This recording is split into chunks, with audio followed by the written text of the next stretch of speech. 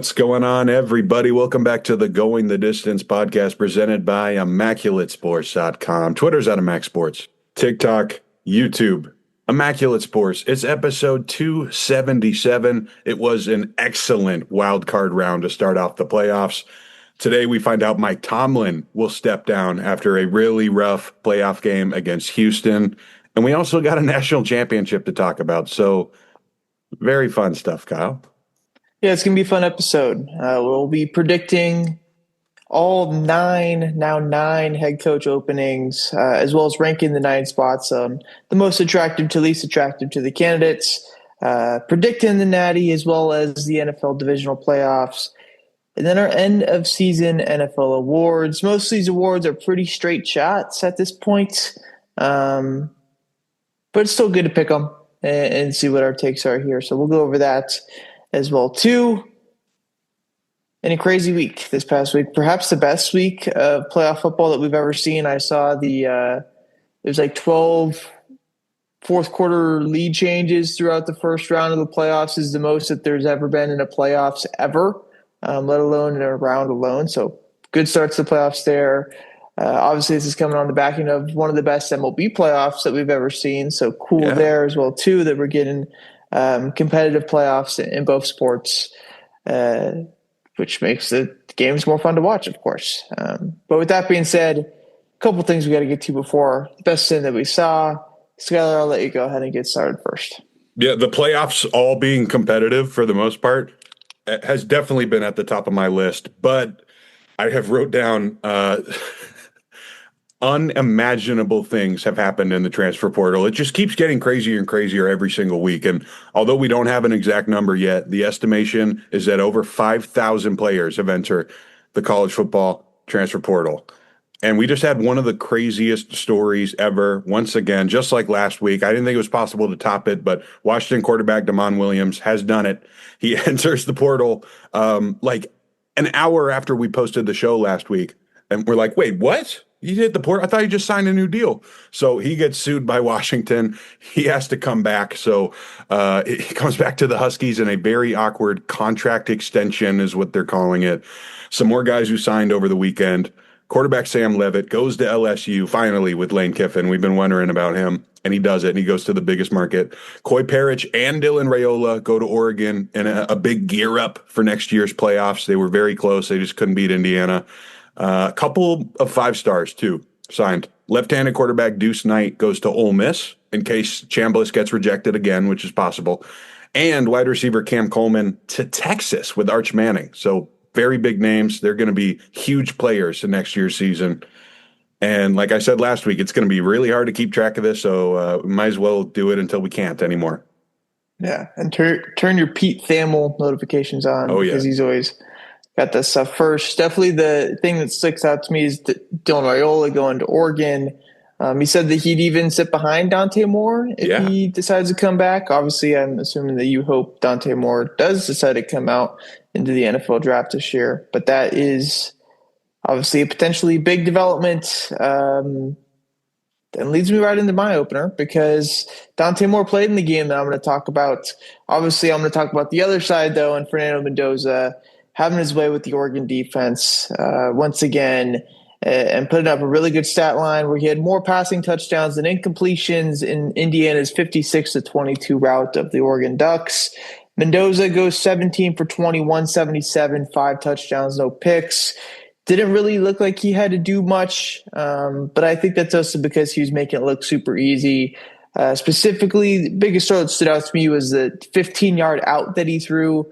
I forget to who it was, maybe Surratt, but opposite hash, puts it within a 6-inch shoebox type of throw. If he throws it 6 inches off, it's a pick 6. Just like Moore did to start the game. Exactly, yeah. Fernando played great. I think he made every throw pretty much perfectly throughout the night. I don't think we saw a really bad blemish from him at all. And makes me feel good about the Raiders having the first pick, of course. The narratives are always interesting. I know you notice this probably as a Jets fan as well, too. When the Jets or the Raiders are in a good spot to do something good, somehow there starts to be bad narratives about that guy. A lot of people, Kirk Benkert is one of them, who's just like hated on Fernando Mendoza for the past couple of weeks ever since the Raiders got the first pick. Fuck you, Kirk Benkert. Regardless, Fernando, I'm happy that he played well, and hopefully in due time he'll be a Raider. So there's that. We have the player of the week, defensive player of the week, and the rookie of the week to get into before we get into our head coaching openings and predictions. So let's start off with the player of the week. Who is your player of the week here, Skyler? Well, it's not A.J. Brown, that's for sure. But a lot of guys across the league played their best game of their career this past week. And most of the games came right down to the wire, like we were talking about. But I'm still going to go with Josh Allen. We both thought Jacksonville would be able to do enough to win at home. And to their credit, they roughed up Josh Allen quite a bit, but they couldn't stop him. That's not how it played out. 270 passing, a touchdown, 2 rushing touchdowns, running people over, and QB sneaks going for 10 plus yards. It was crazy on one leg too, by the way. So I'm giving it to Josh Allen. Yeah, Josh Allen had plays in this game where it looked like he got concussed, looked like he broke his hand, and it looked like he tore his ACL. But regardless, he still only has 7 incompletions, runs for 2 touchdowns, throws another one in. With Khalil Shakir, Brandon Cooks, Keon Coleman, Dawson Knox, Dalton Kincaid, Tyrell Shavers, Gabe Davis, who both tore their ACLs in this game, Frank Gore Jr., and then, of course, his all-pro running back in James Cook. But besides that, what a game for Josh Allen. He was dealing all the way through. It felt like it was one of those Superman type moments where I'm not going to let my team lose. And he balled out. I know their defense played good as well too, but Josh Allen was definitely the player of the week in my eyes. But obviously shout out to other guys as well too. I think Bryce Young even played really well in his first playoff game. Caleb Williams, of course, and then everybody on the Texans defense, which I'm sure we'll get to in about a second. Defensive player of the week. Yeah, some ridiculous pass rushing going on all across the playoffs. But like you said, I did go with Sheldon Rankins, Texans defensive tackle. Houston could not get anything going on offense, so Rankins picking up the strip sack, taking it to the house. It completely flipped the game against Pittsburgh, and that's a big reason why they were able to score at all in that game. They finally got them rolling after that score. Yeah, Sheldon Rankins, my defensive player of the week as well, too. Had the standout play, I'd say, on this Texans defense. I would just give it to all, however many defensive players played in that game for them. But Sheldon Rankins has the big play, the scoop and score. And even though it was to just go up by 11 points, I think that really felt like the dagger in the game with how their defense was playing. Kalen Bullock as well, too, had a pick six a couple plays later. Will Anderson had a good game disrupting the Aaron Rodgers and just getting in his face the whole game. Danielle Hunter as well too. So Sheldon Rankins, though, defensive player of the week, but it really can go to anyone on the Texans. Rookie of the week. Is this also a Texan? Yeah, once again, Houston Texan member Woody Marks. He has over 100 rushing yards in his first playoff game, continuing to strengthen this great running back class. 6 yards per carry against the Steelers is not very easy to do. Him and Christian Kirk just completely carried the Houston offense last night.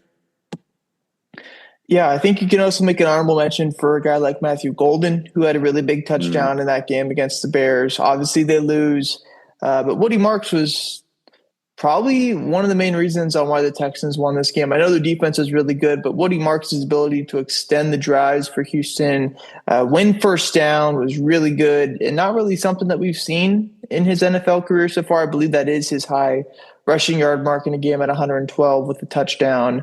Obviously had that kind of secondary dagger touchdown that he had at the end of the game. But Woody Marks, 4th round pick, who would have thought that he's coming up this big in a backfield that had Joe Mixon and Nick Chubb to start off the year. All right, into what seems like the main event. Should be fun. Ranking the 9 head coach openings and predictions for each spot. Of course, going into today, this was 8 head coach openings. We now know that Mike Tomlin has left the Steelers. He steps down, doesn't get fired, so the Steelers still hold his rights. If you were to go to another team, there would have to be a trade, similar to what we saw with Sean Payton when he went to the Saints to the Broncos after an extended absence. So we'll just get right into it. We'll rank them 1 through 9. And each team that we get to, we'll say our prediction for that head coaching spot. Starting off with the number 9, the worst spot. Who do you have, and who's going to go coach there? All right, I'm going to start this thing off with the Arizona Cardinals. This place is a disaster right now. Whoever's coming into this job is going to have a massive question mark at quarterback, and they have to figure out what to do with Kyler Murray. So it just makes things that much more difficult. So I went with a familiar face. My prediction is going to be Vance Joseph. He went to the playoffs with Arizona in 21 as the DC. They just need some stability there. They've been absolutely garbage since Vance Joseph and Kubiak left. Kingsbury, not Kubiak. We'll get to him later. But for that reason, I think Arizona will go with a familiar face, and one of them is Vance Joseph, top name available. My number 9 spot is going to be where I slot the Miami Dolphins. They have the least cap space right now out of any of these teams, negative 17 mil. They have the worst quarterback situation with Tua Tagovailoa being paid over 50 mil next year. Assuming, if they trade him or cut him, there's going to be some dead cap that adds to that negative 17. This team also does feel kind of old outside of Achane. I know Waddle's still pretty young as well, too, but Tyreek Hill's coming off of a pretty fucking disgusting knee injury, so I don't know how much he has left in the tank with his skill sets. His contract, I assume, would be a problem as well, too. Darren Waller's not getting any younger, and the defense doesn't really have any crazy strong pieces. Jalen Phillips is now gone. Minkah Fitzpatrick is there, but again, at this point, he's starting to get up there in age as far as safeties go. So I think the Dolphin spot is probably, if you're a head coach, you're going to want to have your say, and I think you get your least amount of say with your roster in year 1 with the Dolphins. So I have them at the number 9 spot, and I have them having a legacy hire here, going Chris Shula, the Rams DC. Shula's obviously, big time name in the Dolphins franchise. I feel like they're going to try to win over their fans with a hire like this. The only thing that holds me back from it is I feel like if Shula doesn't get a job this year, he'll definitely get one in the future. And so he'll kind of have his choice of a job to take, and maybe he says no and realizes how bad this Dolphins situation is. But regardless, I have him taking the Dolphins job here. Maybe they give him a ton of money. Hopefully for his case, he's able to bring some Rams assistants with him if they don't get hired over in other places as head coaches. But I do have Chris Shula as the next head coach of the Miami Dolphins. Next up, number 8. All right, number 8 is where I have the Miami Dolphins. Also think this place is a disaster too, and I think this team is a way bigger mess than they're leading off in the news right now. The reason why I didn't put them at the bottom is because I think Stephen Ross would give out a massive contract if the right guy came along. But I agree with you. I don't see why Harbaugh or even Stefanski would want to come here considering the Tua Tagovailoa situation. So they're going to reevaluate everything and go into a rebuild, not a soft retool. Again, that's what Stephen Ross is saying to ESPN right now. So I also went with Rams defensive coordinator Chris Shula. I love that pick. The grandson of Don Shula, of course, the most important Dolphin of all time. And like I said, the news is going to be talking about this Godfather offer for Mike Tomlin, but I really don't think they're going to be able to convince a top guy to come over here. So how about the guy who's been helping McVay run the defense for 8 years now? And by the way, he's still under 40 years old. Number 8 is where I slot the Cleveland Browns.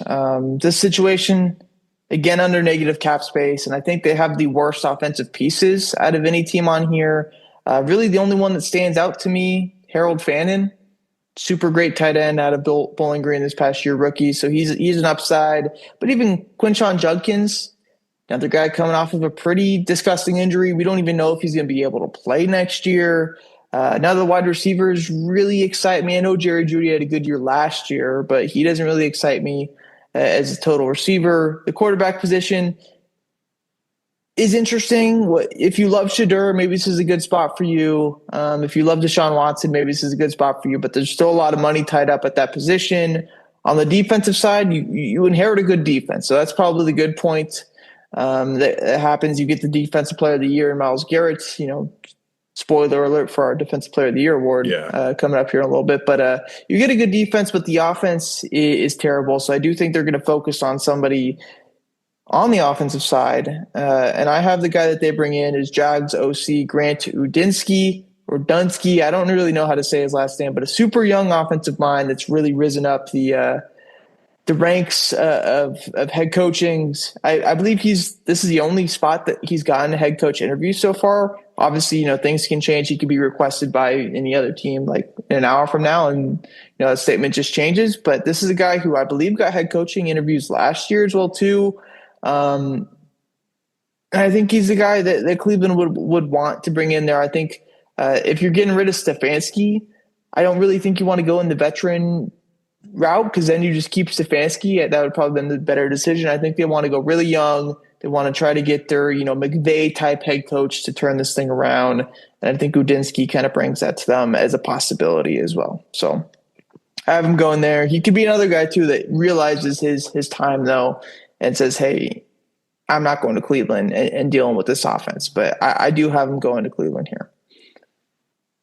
Number 7. All right, number 7 is where I have the Cleveland Browns. And I agree. The defense is great, but the offense has been cursed since Jim Brown retired 60 years ago.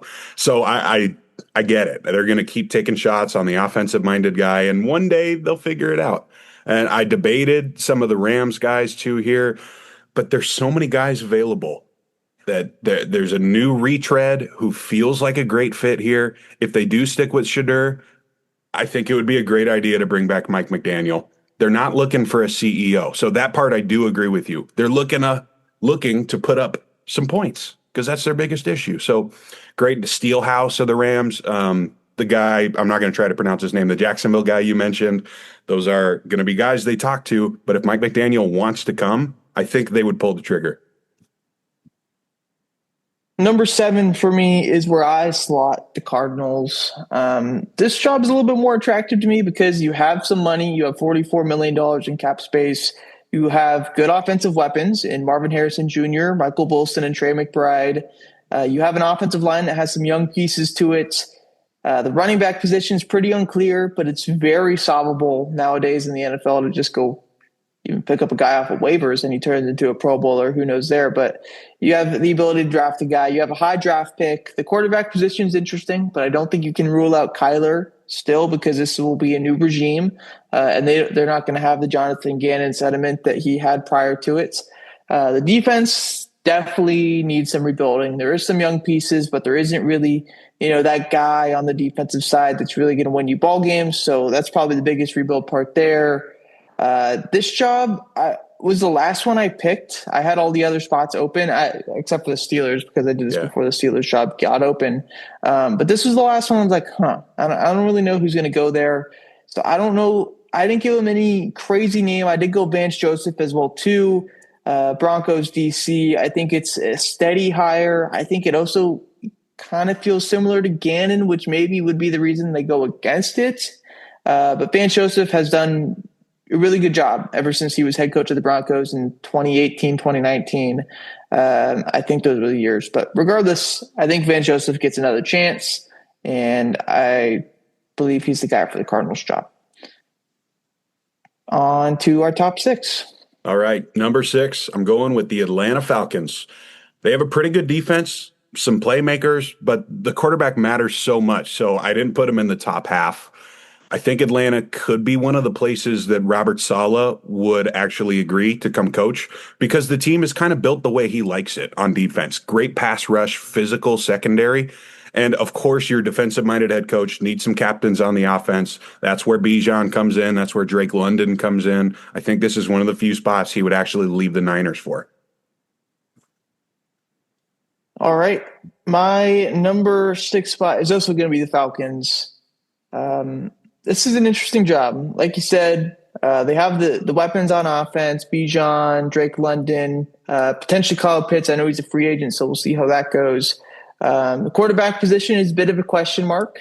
Whether you like Penix or not, I think will determine how you go about it. Obviously, Kirk Cousins is still there. He's owed – I'm not sure exactly what his long-term situation looks like now at this point. It could be that all the guaranteed money's done at this point because we're 2 years in out of that 4-year deal. But I'm not 100% sure on that, so don't quote me there. The defensive side of the ball seems pretty good. You have a couple of really young pass rushers. You have some good defensive backs, A.J. Terrell, Jesse Bates. You have some good linebackers as well, too. And I think out of the 9 spots here, outside of the Ravens, this feels like tweak a couple of things and you have a playoff contender, especially in that division that we've seen to be so weak for the past 30 years. I mean, with the South and the NFC. So I have a head coach that has experience. Some very recent experience, and this is where I put Kevin Stefanski. I think it's a pretty easy job to go in there. You don't need to change a ton. You just need to find your quarterback, and you're pretty much set to go, and you have $30 million to do it. So are they in a good spot to get a quarterback? No, because they don't have a first-round pick, but I do think it's a pretty easy job in comparison to some of these other ones where there is a lot of things to be done. Number 5. All right, number 5 is the Tennessee Titans. Cam Ward had a very promising first season, but they were pretty bad still around him. The Titans front office says that they're looking for a true leader, and it looks like they're going to interview everybody from Jeff Hafley to Jeff Fisher before they make up their mind. So I don't imagine this is a quick hiring situation. They're interviewing Matt Nagy this week, I think. So they're just going through the list. So I didn't go with a really hot name. This is where I went with Kevin Stefanski. I would imagine Tennessee is also a team that wants some stability after the Callahan family fiasco. So how about a guy who has a pretty respectable tenure in a rough place like Cleveland, even got him to the playoffs? That's exactly what Tennessee should be looking for. Not Mike McCarthy, but a guy who was just in the playoffs too. Number 5 is where I put the Steelers job that obviously just opened up today. And this roster, I think, is pretty far behind than what their current record showed of a 10-7 season. Their quarterback seems, all things pointed to retiring. Their running back room is well utilized, but not very strong. The wide receiver room outside of DK is very minimal, and their offensive line isn't great either. Defensive side of the ball, you have some young pieces like Joey Porter Jr. And guys like Alex Highsmith and their other pass rusher that's not named TJ Watts. But TJ Watts obviously still there as well too. But also are some older pieces. Cam Hayward, I think, will probably retire now at this point too. Now that Tomlin's gone, maybe they go do like a podcast together or something like that. But this is the spot that I have Brian Flores going. When the Steelers hired Mike Tomlin, they took a Vikings DC.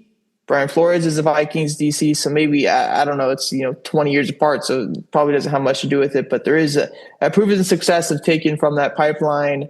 Brian Flores, I think, is also a guy obviously has experience at the head coaching position, kind of got screwed out of a spot in Miami as far as tanking goes. If there's any spot that will not allow tanking out of these 9 openings, it will be the Steelers. This is a team, a franchise that's had success for pretty much 60 years straight.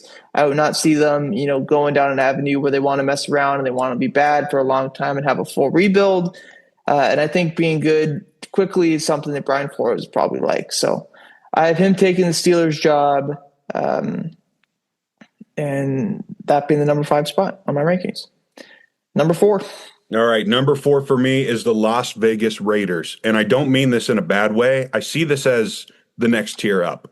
So even though they are next to Tennessee, for me, I don't mean that's not a place I would want to go. So let's get into it. The Raiders have the number 1 pick. They have a ton of money. It's basically a completely clean slate here. So I think the most important thing for me was to put Mendoza in a situation where he could score a lot of points right away. So I'm leaning offense personally. Even though it would be fun, I didn't give you guys Davis Webb or Shieldhouse or any experimental option. I went with Clint Kubiak. Seattle just made things so much easier for Sam Darnold this year. They don't have the best roster in the league, but they ended up with the most wins. So I think Raider fans would be happy with Kubiak or Stefanski. I went with Kubiak. He would be the first call out of those two. Number 4 for me is where I slot the Giants opening. You don't have a ton of cap space, but you do have some really good pieces on your team right now. I think you have your running back position solved. I think you have a good young wide receiver core, Wando Robinson, who I think is actually a free agent, but I assume that he comes back. And Malik Neighbors, who's coming off an ACL. You have a young quarterback which outside of the Titans situation, I think is probably one of the best quarterbacks. Obviously, Lamar Jackson in Baltimore is a whole different situation. But outside of those two spots, I'd say this is probably the third best QB spot. Defense has some pieces, a really good defensive line, some fun defensive backs. But obviously, if you want to have your way and change things up, there's not really the ability to do that with the cap space and the contracts that they currently have right now. So I do think there's going to be a head coach that goes in there and try to, maximize your players. And the guy that's been rumored, the narrative all around everything is John Harbaugh from the Ravens going to take the spot, and that's who I have. I can see it pretty easily as well, too. So I have Harbaugh going to the Giants as my number 4 spot. On to number 3. All right, number 3 is where I have the Giants. And the big difference here for me, I put them above the Raiders because they're already a year in to the Jackson Dart experiment, or I should say era. He wasn't an experiment. He's pretty good. And for that reason, I think their offense at the minimum is going to be an average group in the NFC. And I think you could say more about that roster than you can about most of the others on this group. I think that it's a lot stressful of a situation, even though you're in New York. So that's why I also have John Harbaugh going to the Giants. He could definitely handle the New York media. He's got 18 years of experience there. He also has experience helping young quarterbacks be the most efficient they possibly can. He did it with Flacco and Lamar Jackson. So he's got to be number 1 on their list. I don't understand why he would want to go to Miami. So I would come here if I was Harbaugh. Yeah, there's 2 different things I value as a head coach, or in these head coach openings, there's 2 different routes you could take. It's either you have all the expenses and a pretty young, not built up team that you get to do what you want with it, or you come in and you have a fully complete roster. And I think these last 3 spots that I have are either or, with the Raiders, Ravens, and Titans not being listed. Obviously, the Raiders and Titans more of those full rebuilds. The Ravens are a ready-to-go team. I have the Titans as my number 3 team here because you have $102 million cap space. You have Cam Ward, who I know most people didn't watch the Titans every week, but he's a really damn good quarterback. Didn't have a ton of weapons and still made a lot of fun plays. You have the ability to go anywhere at running back, anywhere at receiver, anywhere at tight end, because Chigo Okonkwo is a free agent as well too. Offensive line actually isn't 100% terrible either, and I think Cam Ward can get by with a pretty shitty O-line. On the defensive side, you have an all-pro in Jeffrey Simmons. You have some pretty good pieces as well too. I know they allowed a lot of points, but really wasn't their fault because their offensive lacked, at least in the first 10 to 12 weeks of the season. So I do think this is an attractive opening because you have the ability to sign guys who you want. You have a high pick that you are able to add a super young, really good player into your offense or defense. And so I say Jeff Hafley here is the guy. I could have gone Stefanski or Harbaugh or one of these, more CEO types like you mentioned earlier. I just felt like Hafley is a good guy for that. I feel like he embodies a leadership role. Has been a head coach before over at Boston College, I believe. So he has that under his belt. And he's going into Tennessee that isn't a job that's, obviously they strive for success, but not like you need to win 10 games year 1 or else you're fired. You give him some runway. I think it's a perfect opportunity there. So Jeff Hafley goes to the Titans. Number 2. All right, my number 2 team is going to be the Pittsburgh Steelers. They definitely have some issues on offense. That's for sure. You got to deal with this whole Rodgers situation, and you just know it's going to last the entire offseason, whether he's going to retire or not. He's not going to tell you right away. So that is definitely an issue. But here's the thing. This is one of the most prestigious brands in all of sports. If you win, they will make you a hero. So I put Jesse Minter here. Because first of all, his defense was unbelievable with the Chargers. Plus, I would imagine that Pittsburgh will try to get the best of both worlds here. And like you said, they're not going to tank. They want a young guy also with an amazing track record. And that's what he's got with Baltimore and with the Michigan Wolverines. We'll get into number 1. We might have the same one. Maybe you have the Raiders. We'll get there. But I will talk about the one other guy in a second here that could go to Pittsburgh. My number 2 is the Ravens.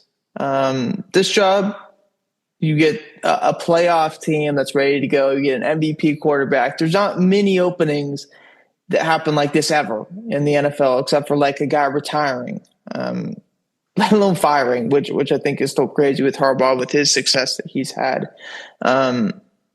So I think this option is super attractive. I think you have some money as well too, $29 million in cap space. So it's not like you're in a Saints spot or a Dolphin spot where you just have to go out there with the roster. You don't have any say. So he can bring guys in that embody his scheme. The Chargers have a ton of free agents, so maybe there is some guys that take the trip from LA to Baltimore. Kyle Van Noy, I don't know if he was there during that time with the Chargers under Minter at all, but maybe he's a guy that helps with that because I know he's in Baltimore now. Because I have Jesse Minter as the head coach for the Ravens. I think that'd make a lot of sense. I think the Ravens job is more attractive than the Steelers job, but very similarly, if you do well, Baltimore will love you. It becomes one of those legacy spots that has been good for 20 years now in a row, pretty much, with the exception of a few seasons. Has won Super Bowls, gone late into the playoffs, and I think Jesse Minter is the perfect successor to a Harbaugh team that I think will be pretty similar because Minter's been under another Harbaugh and has kind of some similar mindsets there, you'd imagine. So Jesse Minter to the Ravens, I think, is a match made in heaven there. Which leads us to number 1, which we've obviously misaligned here. Yes, I will be going with those Baltimore Ravens at the top. 2-time MVP, pretty good roster when they're healthy. You would imagine they should be back in the playoffs pretty soon. That's why I have them at number 1. And I think their number 1 pick, if they got to choose, would be Brian Flores. He's set to interview in a couple days. The Ravens need to fix their defense very quickly if they want to go on a Super Bowl run with Lamar Jackson, a serious one. I know they've been close, but maybe not quite as confident in their team as like Kansas City and Buffalo. So I think Flores is probably the guy that could do it the quickest out of everybody on the list. But if you flip-flop Flores and Minter, Pittsburgh, Baltimore, I think these are the 2 guys they're looking for. I just happened to do my notes after the Pittsburgh signing and was like, you know what? Let's send Flores to Baltimore because that's not what everyone's talking about. I just liked it. Yeah. My number 1 spot, maybe it's my bias showing, but I do have the Raiders here because this is the opening that allows you to do what you want as a head coach. Theoretically, you can do what you want at quarterback. Obviously, Mendoza is kind of the guy that would be assumed in this quarterback role, and you get about as young as you can go in a quarterback. It is about as good as a prospect that we've seen in the last couple of years there. You have 2 young offensive stars, 22, 23 years old, and Brock Bowers and Ashton Genty. You have the ability to make up your line, ability to make up your wide receivers in a pretty solid wide receiver free agency class. The defense has Max Crosby. He is, potentially tradable if you want to do that. I assume probably a head coach would want to keep an all-pro edge rusher with how valuable they are in this league. So I'd assume that he stays. Defense outside of that, a lot of room to grow, but I do think there's some positive pieces that you can definitely add through free agency and the draft as well too, because you're not just picking high in the first round, you're picking high in the second, third, fourth, and so forth. So I do think this is the most attractive job. You have $100+ million in cap space. I would love for it to be Flores. I think that's the guy I want for this role. And I think I even said that last week on the podcast. Mm-hmm. But he hasn't even been requested for an interview yet. And that's not like a situation where he's been coaching the past couple of weeks. So you haven't had the opportunity to do that. I think Davis Webb would be a fun choice here. He seems like a potential, he is a former Cal quarterback. You align a former Cal quarterback with another former Cal quarterback in Fernando Mendoza, and maybe there's some stuff there. Some of the young guys in LA from the Rams have been interviewed as well too. Skillhouse or whatever his name is, he seems to be like the question mark protege of this class. But I did go Clint Kubiak. It seems like he's the second high as far as odds favorite go right now. He's the guy who the Raiders were pretty quick to request an interview for. And I do think this is a perfect opportunity for a young offensive guru type mind and Clint Kubiak. I think if it was last year and it was this situation again, where you get to have Fernando Mendoza and these young picks around it, I think this would have been the job that Ben Johnson took over Chicago, because it was super close to happening last year and Pete Carroll never gets hired. Maybe it goes to Chicago, who knows? But that's an if-L moment that we can discuss for another day. But regardless, I have Clint Kubiak as the Raiders head coach. I don't personally, I'm not super in love with Clint Kubiak in general. I don't think, obviously he had a good year with Sam Darnold, but Sam Darnold had a good year last year with Kevin O'Connell. He practically got fired from the Saints last year as well too. So I don't think there's anything, hiding about that either. Although his offense, he wasn't really given a ton of great pieces there, but Kellen Moore just did it with Tyler Shuck and turned that into a pretty solid offense, at least in the last 6 weeks of the year. So I don't love him as head coach. I just think he will be the guy that goes into the Raiders. It seems like that's the guy that they like. It seems like the guy that Brady likes and Spytek likes as well too. So Clint Kubiak, Raiders head coach. With Flores kind of on his own path now through the last week, I've seen a lot of teams interviewing Brian Dable too. And I'm not saying that's watch out, Kyle, he's coming to the Raiders, but as an OC even too, now it's kind of up in the open.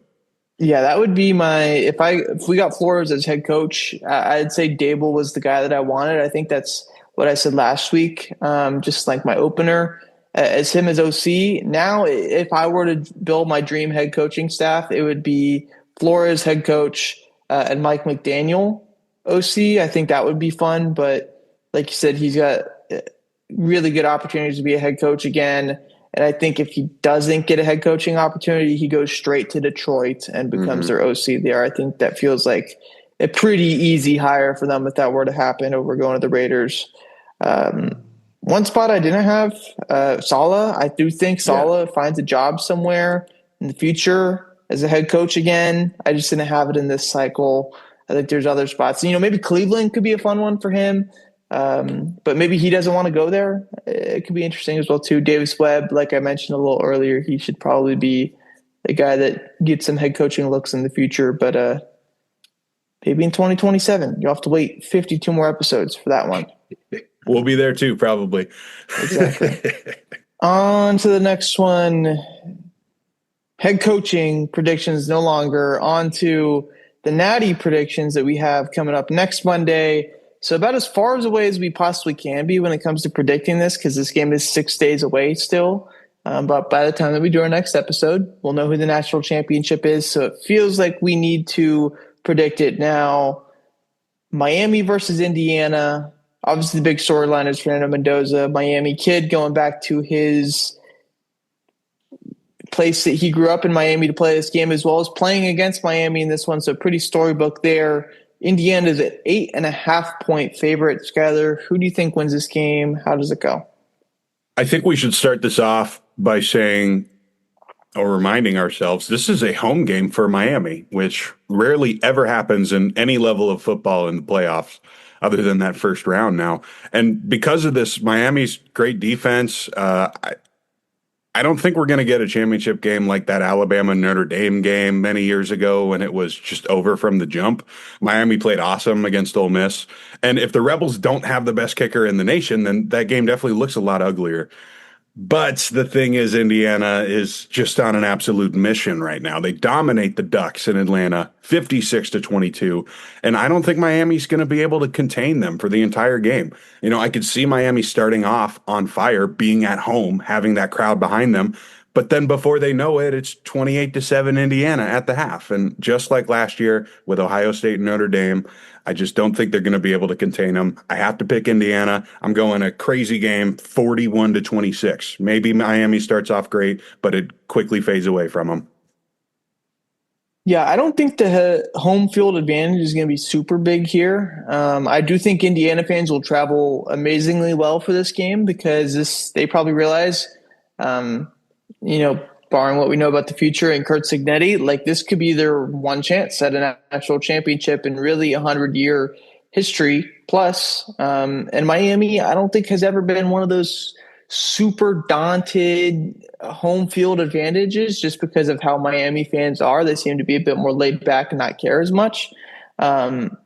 Regardless, still, I think Miami's a great team. I'm not taking anything away from them. Carson Beck, Mark Fletcher, Malachi Toney, a tremendous trio on offense. And now Carson Beck, you see, has the experience of more than pretty much every other college quarterback in the country at this point. And I think that suits him well against Indiana, who really made Dante Moore look, I wouldn't say bad because he looked good for most of the game, but at least early on he looked bad. And at that point, once he looked bad early on, it was over. Like, it did not matter the rest of the way through because you weren't going to stop Indiana's offense. Carson Beck, I think, has the composure to kind of deal with Indiana's offense or defense more. And I think Miami's defense is better suited to take on Indiana than what Oregon's defense was. But with that being said, Indiana still has a great offensive duo at running back. They have a great duo at wide receiver with Elijah Surratt and Omar Cooper Jr. And obviously they have the Heisman winning potential number 1 overall pick, best quarterback in the country, Fernando Mendoza, who's just looked to be as locked in as you've ever seen from a quarterback, especially in these playoffs against Alabama and Oregon. He made both those defenses look terrible. I do think I don't know if he has his way in this game, but I do think Indiana dictates this game for the most part. I think they win this one. I wouldn't say it's a 25-point blowout victory. I think Miami stays in it throughout. But it is like a 14-point victory. Indiana, I'll say 44-30. So pretty similar there. Yeah. Moving on, divisional round NFL. Maybe, not for a national championship quite yet in the NFL, but just as exciting considering how the first round was.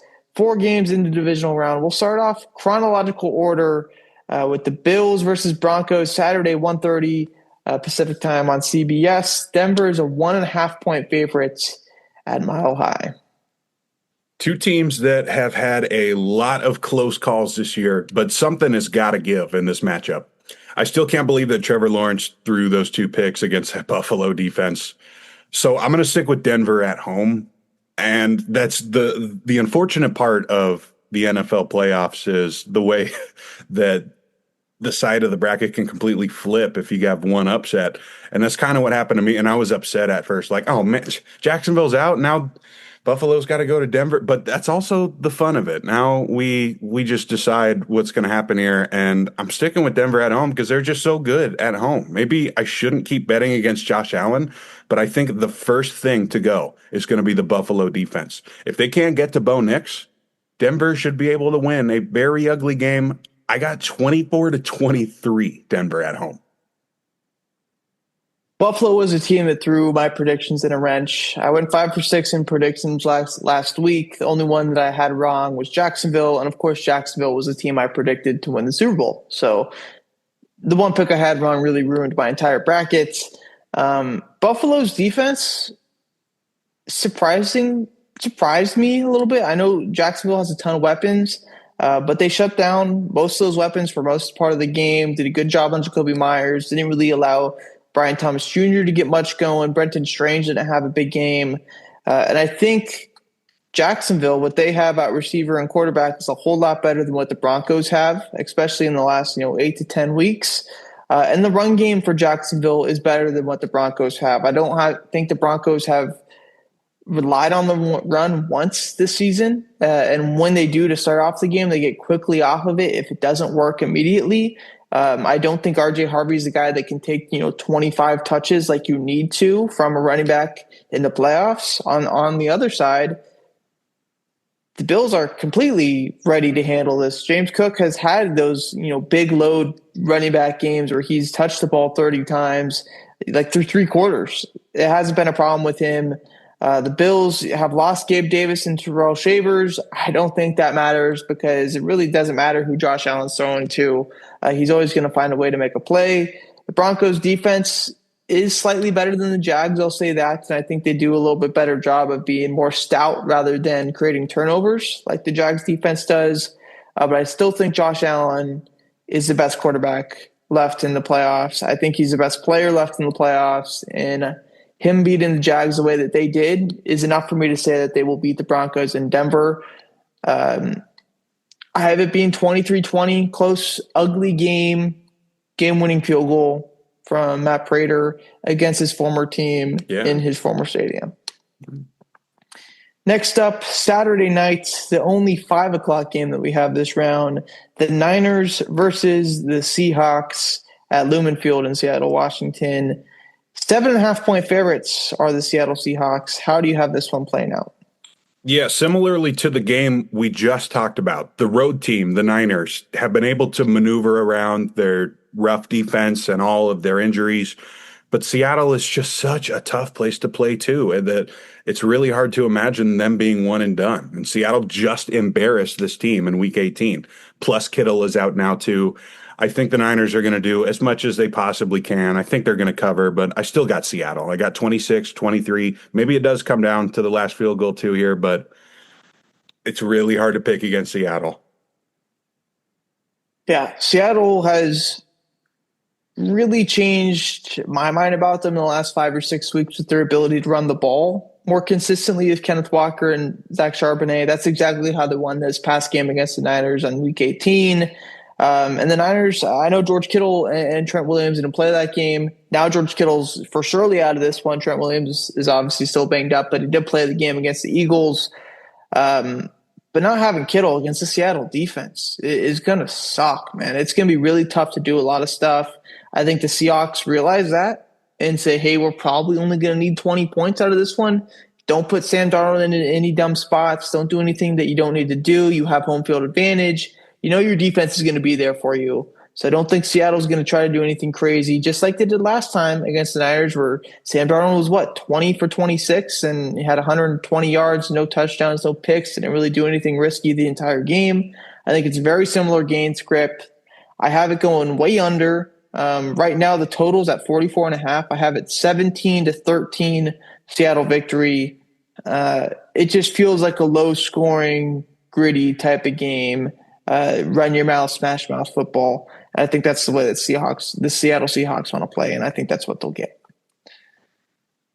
On to Sunday, the noon o'clock starts on ESPN/ABC. The Texans go into New England, Foxborough, Massachusetts to play the Patriots at Gillette Stadium. Patriots are 3.5-point favorites. So obviously the big storyline right now with this game, in my eyes, Nico Collins, Christian Gonzalez, both potentially out in concussion protocol right now. It would be a tough uphill battle for both of them to play. How do you think this one goes? This is going to be a really fun one if you love defense. Both defensive lines are on fire right now. So we could see Stroud and Drake May both bleeding by the second quarter once again. Houston is getting hot at the right time. But CJ might get murdered in this one by his offensive line. We saw what the Patriots just did to the Chargers offensive line last week. I think that Nico Collins potentially missing, even though I think everybody thinks he's going to miss it, is enough for the Patriots to win this one. Another really ugly game. I got 20-13, one possession game, but clearly dominated by the Patriots front. Yeah, I think this game is pretty similar to Chargers-Patriots.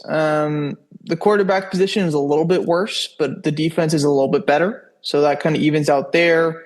The run game, I think, is relatively similar. I know Woody Marks just had his best game ever, in my eyes, against the Steelers last night, but I don't think he's going to run that well against the Patriots because not a lot of running backs have the entire season outside of Derrick Henry on that one Sunday Night Football game a couple of weeks ago.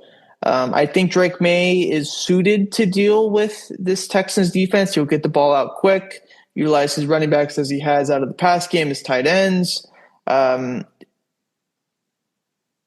say, it is going to be ugly. I don't think you're looking at 50 points from each side here, but I think the Patriots do dictate this one. They do a better job of not allowing the pass rush to get home, and the Patriots win 20-17 in this one. Another ugly football game, though.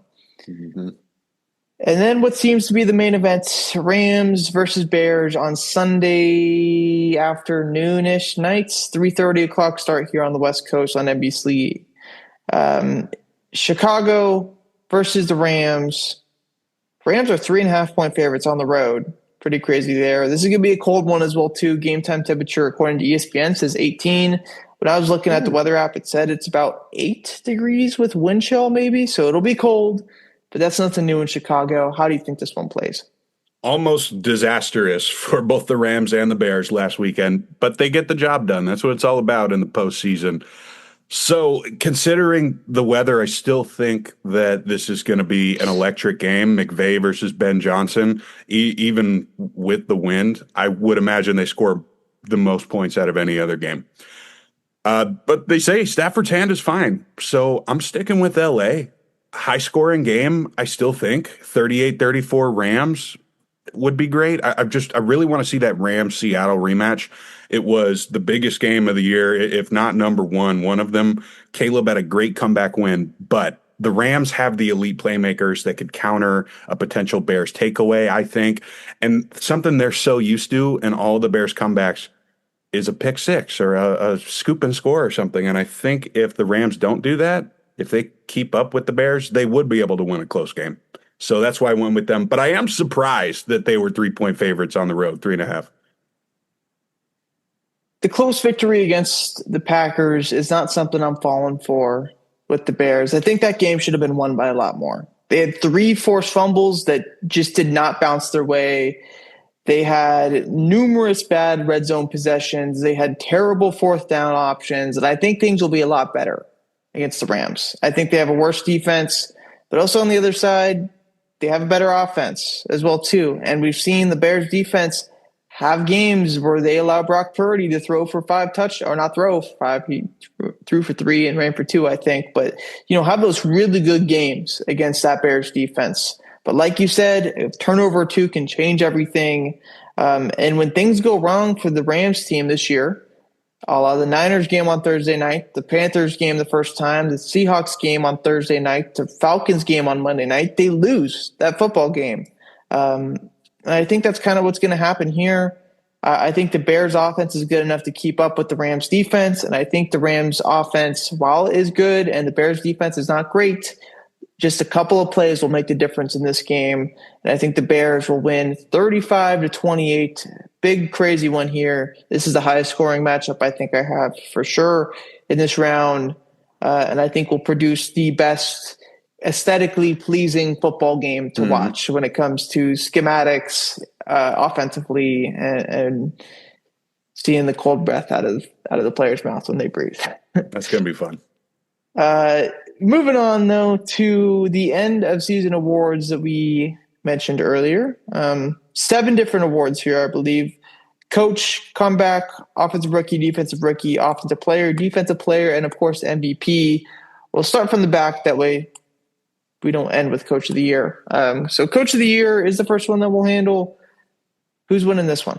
Yeah, let's keep the Bears conversation going. I got Ben Johnson. Those guys they weren't supposed to suck this year, but to go from worst to first should not be this easy. And they did it very easily. Vrabel and Liam Cohen are also on that list, but the Bears are scoring points at an all-time level right now since Sid Luckman was their quarterback, which is definitely something that needs to be awarded. That's why I gave it to Ben Johnson. Yeah, I was really close to give it to Ben Johnson, and I think his time will happen, but I'm going to go ahead and give it to Liam Cohen for his turnaround with the Jags franchise. I think you could have predicted a good year from the Bears or a good year from the Patriots, 2 teams that I really think could have tagged Coach of the Year here. But the good year from the Jags to go 13-4 was unpredictable, and there was no way that anybody thought that they were going to be that good this year, especially with Travis Hunter being out for the majority of the year, who was their big name player, get over the offseason. They lose him, and they seem to get better. They win 8 in a row to end the season. They stay up with the Texans, who won 9 in a row to end the season. I think DeMeco Ryans is another head coach that could potentially be in this conversation as well, too. But Liam Cohen is the guy that I choose over all of them as my Coach of the Year. Comeback Player of the Year. Pretty easy here, I think. Yeah, Christian McCaffrey is going to win it over Phil Rivers for me. Just a ridiculous comeback season from CMC. I feel like he's the only one left who isn't hurt, and he also takes over that game in Philly last week too. 2 years ago, we talked about the Niners being a well-oiled machine. Now I'm starting to think that CMC is a machine himself. He is the machine, and that's why he's here. I thought no way he'd be able to handle this kind of workload, and shit, it got him all the way to the divisional round at the minimum so far. Yeah, to have the past couple of years that CMC has, or really the whole entire NFL career, that you've kind of been labeled as an injury-riddled person, even in fantasy drafts. People know Christian McCaffrey will be the best point-per-game player every single year in fantasy, but people hold off of him because of the potential injury, and there's not really any other person in fantasy that has that treatment. But Christian McCaffrey has played 18 games this year. He has over 450 touches, and he's fine. He's just playing through it. And it doesn't seem like he's a guy who's popped up on injury reports every single week. He's had a couple of limited practices, but besides that, he's been good to go every single week without a doubt. There hasn't been even, games that he's came out of in the middle of the season because he's injured or something like that. He's played through everything. This is the comeback player of the year. Very easily, Christian McCaffrey. Offensive rookie of the year. Who do you have here?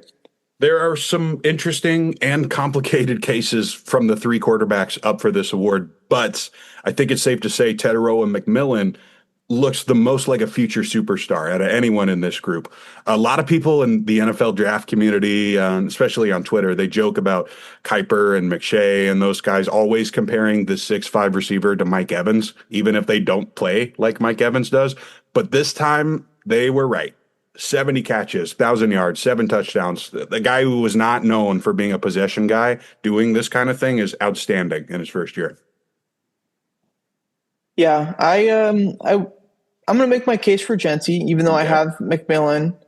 Jency has 1,300 yards this year. He has 10 touchdowns, 5 receiving, 5 rushing, and did it on the worst team in the NFL, which had the least amount of running game scripts, and really navigated a lot of shit stuff. And I think that's something that you usually look at with Rookie of the Year, especially Offensive Rookie of the Year. So most of the time, these people are on bad teams. You're looking at a quarterback or a running back or whoever that was picked high, and has a good year. Jency kind of fits that exact bill. I know he's not going to win the award, but I think he definitely should have been a bit more in the conversation.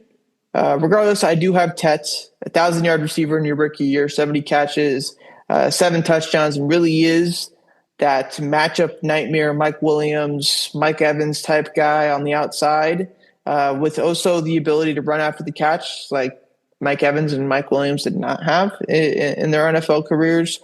So I do think Tet McMillan does win this one. All the quarterbacks I think are interesting as well too. I think out of any of them, I'd probably give it to Cam Ward if I were to give it to a quarterback, even though I think he's the least likely out of all three. He was the best rookie quarterback in my mind. He just didn't have the stats to go with it, or the naked stats, so to say, that go with it, like the touchdowns and the interceptions. Yeah. On to defensive rookie of the year.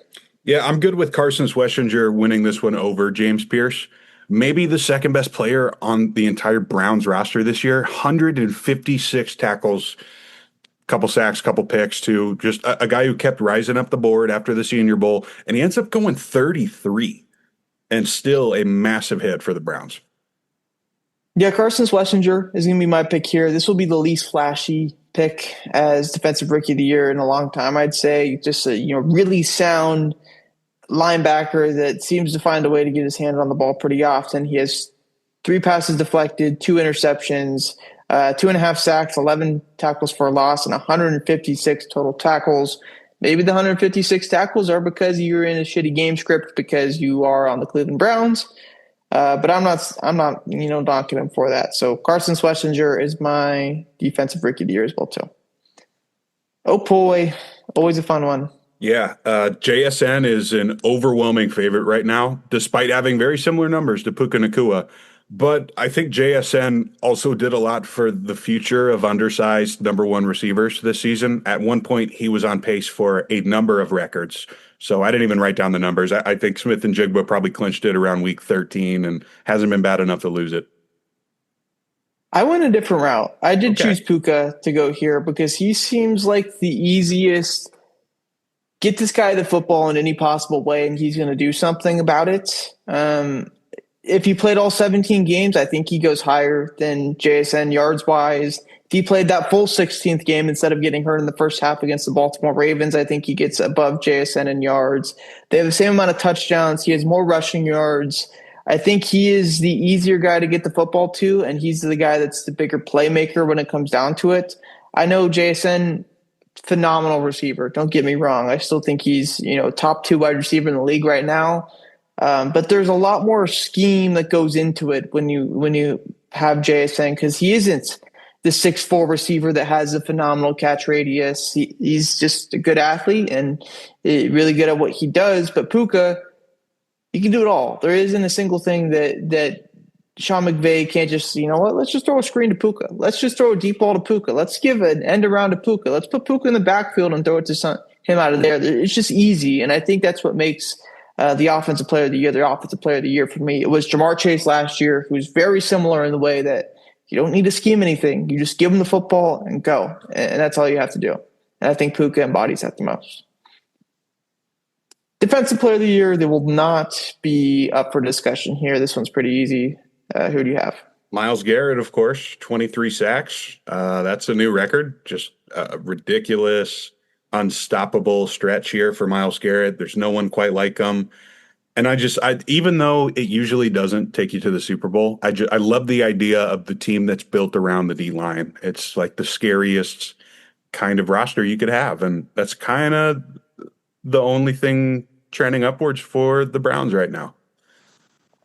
Yeah, shout out Max Crosby. He had 28 tackles for a loss in 15 games. That would be the most out of anyone in the last 5 years.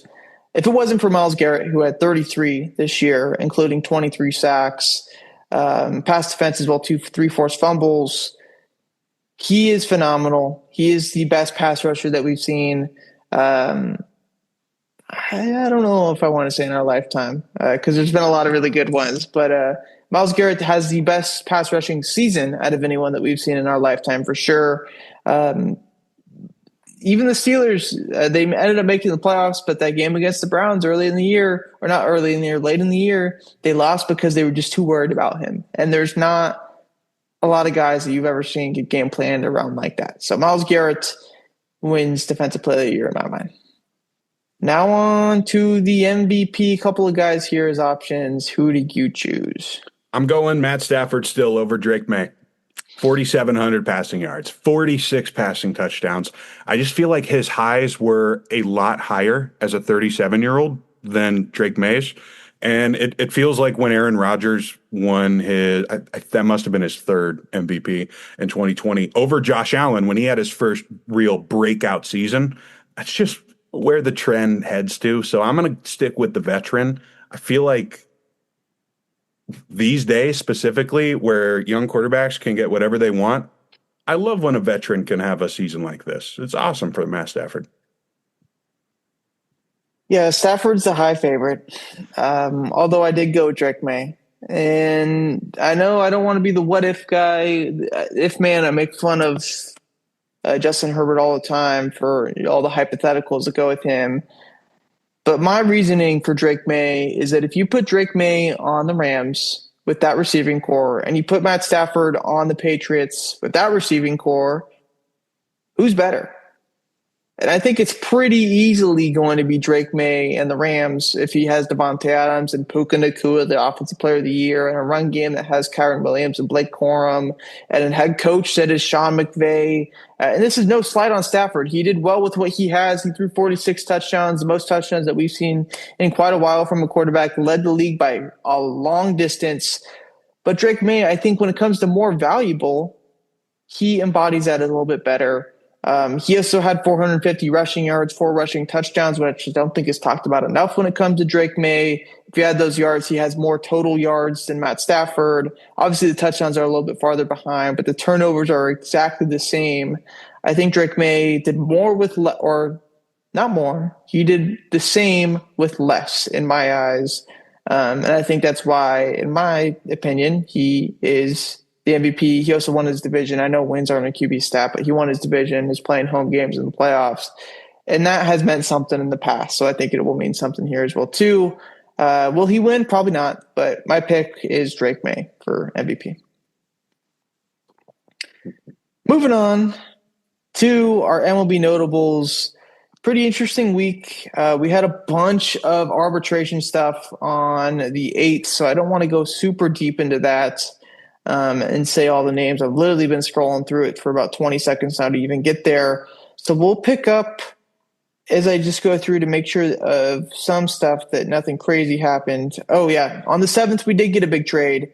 It was Edward Cabrera going to the Chicago Cubs for Christian Hernandez, Owen Cassey, and Edgardo De Leon. Good call, pretty by big the deal way. there. Owen, Good call, by the way, on that trade.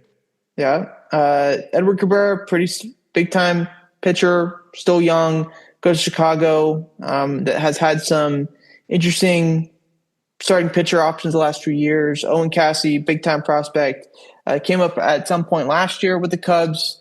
Didn't have anything crazy, but also didn't really have a role in the long term there. So he goes to Miami, and hopefully will become their Kyle Stowers for them in their eyes.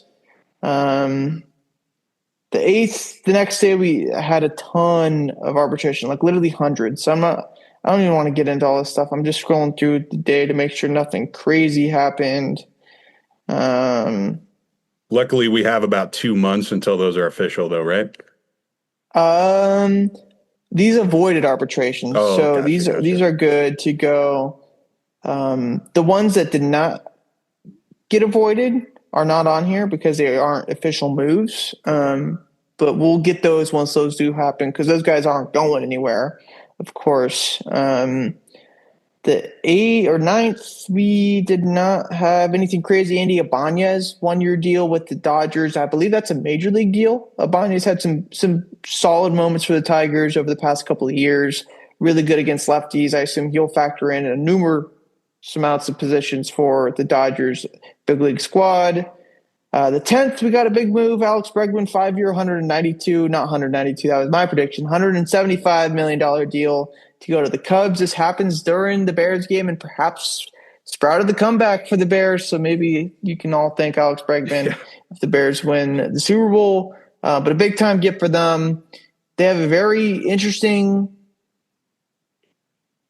third base history, I'd say, in the last couple of years. Going from Isaac Paredes, who seemed like the guy in the future. They trade him to go get Kyle Tucker from the Astros. Matt Shaw comes up. He plays third base and just does not play well in his runway that he has.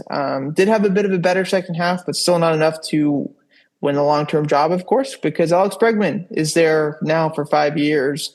And makes that Chicago lineup really, really good, even if they don't have Kyle Tucker in the coming years because they have a lot of young pieces. The 11th, Pierce Johnson to Cincinnati, not much there. The 12th, minor league contract for Eloy Jimenez to the Blue Jays. That's kind of fun. Former A's top prospect Ken Waldichuk to the Tampa Bay Rays, which I think will be interesting. They'll probably find a way to do something. And ironically, the corresponding move to bring in Ken Waldichuk was DFAing Osvaldo Bido, who they got earlier in the year from the A's. So I think that's funny there. Earlier today, Carter Kieboom, minor league contract with the Cleveland Guardians. He was a former top prospect, of course. And then the big trade that we had was Nolan Arenado going to the Arizona Diamondbacks for starting pitcher Jack Martinez. For like, Nolan Arenado only for a starting pitcher? It's because of the contract. The money situation is a little hectic there. I believe the St. Louis Cardinals are going to be paying $31 million of Nolan Arenado's next 40-something mil is coming in. He's a free agent in 2028, so after the conclusion of the 2027 season, so 2 more years. But Nolan Arenado returns to the NL West, where he played, obviously, for a long time with the Rockies. 34 years old at this point. Will turn 35 once we get to the start of the season. So back a couple of years of Nolan Arenado will be spent as a Diamondback, presumably. This happens, of course, after Bregman signs with the Cubs. They were potentially in on him over in Arizona as well, too. So they decided to go with Nolan Arenado as the backup solution or plan B, I guess you could say. Arenado, again, has been on the voice of trade talks for about 2 years now at this point. We knew this was going to happen eventually. It happens here. I wouldn't call it desperation, by the or not the Braves, the Diamondbacks, because they aren't paying too much. was desperation. Yeah, even if he had a decent year, he had some decent moments, but still an interesting move for the Diamondbacks. They get a win now piece in a very win now like NL West with 3 to 4 teams ready to compete with everybody except for not the Padres, the Rockies not being ready to go. Yep. Anyways, layup bowl predictions that we have to get into before we get out of here. Last week was rough. My layup was a game that was 3 to 16, and I had the over with the New England and the Chargers. That obviously did not go. Skyler had Ole Miss versus Miami under 52. The late game heroics of both teams got this one over, so unfortunately that goes red. This week I took the Bills over the Broncos to win, so I'll take that as my layup here. I know they're technically an underdog, but it's 1.5 points, so you would be looking at like pretty much even as far as odds-wise goes. So I will have the Bills as my layup. Okay. A game that we spent a lot of time talking about today, Rams at Chicago. I think everybody's on the same page here, at least us two, with going with the over 48.5 points. It is going to be really cold.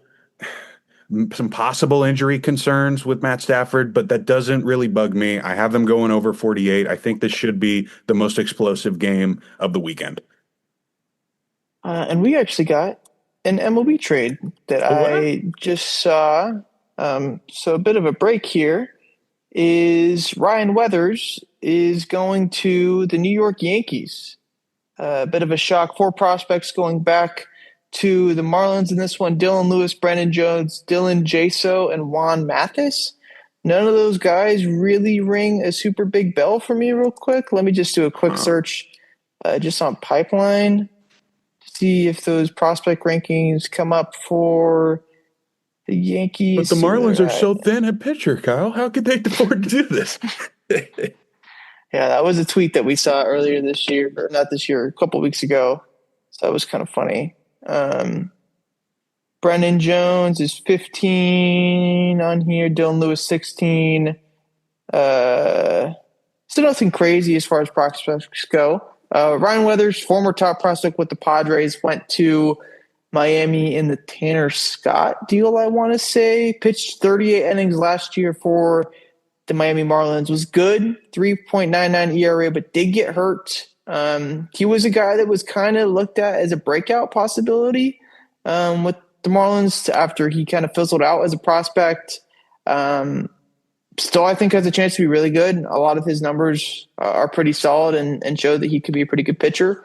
The Yankees have done some ridiculous stuff with their pitching lab in the previous years, so I assume that they found something that they find with Weathers that they think that they could turn into. This is a former number 7 overall pick by the Padres in 2018. So obviously, big time pedigree there. I think Weathers probably becomes a guy that's turns pretty good and cuts his hair because he has really long hair, and you can have that, or you can have that now in New York, but it has to be groomed, I guess, or whatever. So okay. We'll see there. But that's the news that we just got like literally a couple of minutes ago. So I felt we should get that in there. Yeah. Before we do our bold predictions, which we'll do now. Last week, my bold prediction was parlay between Jacksonville and Chicago. Chicago wins, Jacksonville does not. So that goes red, unfortunately, even though I had one of those picks right. Skyler had DK Metcalf anytime touchdown. He dropped it. That goes red because the Steelers did not get in the end zone. They did not get to the painted colors at the end of the field against the Texans last night. So that goes red. This week, I have the Bears money line. That's my bold prediction here. It's not super bold. They're 3.5 point dogs at home, but that is my pick here. I know that we have different picks right now for the Buffalo-Denver game, but I still think either way, something that we've talked about all season long, at some point, the Denver Broncos are going to abandon the run game because they're going to have to score some points. So I have Bo Nix over 250 passing yards. That's plus 240. I was surprised to see that. And I understand they're a very conservative team on offense compared to some of the other playoff teams. But I think if you have Bo Nix throwing the ball 40 times against Buffalo, because they're going to give you the underneath stuff, I think 250 is definitely obtainable for Bo Nix. I actually like that. I think that could be fair. Yeah. A couple big plays in there, especially if Pat Bryant's playing. It usually works out for Bo Nix and the Broncos. But that'll do it. Episode 277. Episode 278 next week. We'll know the AFC and NFC championship game. We will know the winner of the college football playoff. We will maybe have a head coaching hiring at that point. Who knows? Maybe. Sometimes it moves slow. Sometimes it moves fast. But maybe with more openings, there's some urgency to get some guys going there. MLB, we might have a couple moves. Kyle Tucker's market is apparently heating up, which could mean something. I saw the Mets offered him over $50 million per year when they already have a wide receiver, or not a wide receiver, an outfielder that they offer $50 million per year too. So that could be interesting there. But yeah, next week we shall see. We'll see it. Any closing remarks? Let's get a couple ESPN classics this weekend, and I'll be happy, man. That's all I ask for when I'm watching teams that aren't mine in the playoffs. That's fair. I agree. All right. We'll see you next week, Kyle. 278. Adios. Adios.